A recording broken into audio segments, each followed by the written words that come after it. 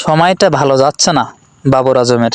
অধিনায়কত্ব হারিয়েছেন, ব্যাট হাতেও আগের মতো রান নেই। এই অবস্থায় সমালোচনার মধ্য দিয়ে যেতে হচ্ছে বাবরকে। সবশেষ অস্ট্রেলিয়া সফরেও ভক্তদের রোষানলে পড়েছেন।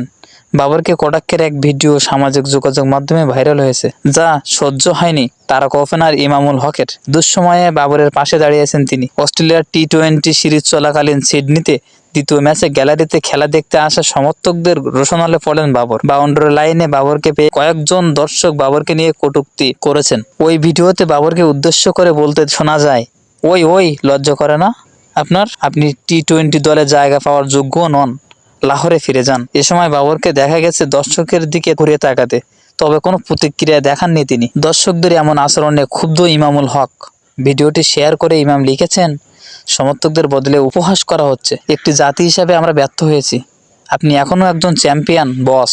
অস্ট্রেলিয়ার 22 বছর পর ওয়ানডে সিরিজ জিতলেও টি-20তে হেরেছে পাকিস্তান। যেই হারেও অনেকে বাবর আজমে দায়ী করেছেন, কেননা প্রত্যাশা অনুযায়ী পারফর্ম করতে পারেননি বাবর। ওই সিরিজ শেষে জিম্বাবুয়ের বিপক্ষে সিরিজ খেলবে পাকিস্তান, যেই সিরিজে অবশ্য বিশ্রাম দেওয়া হয়েছে বাবর।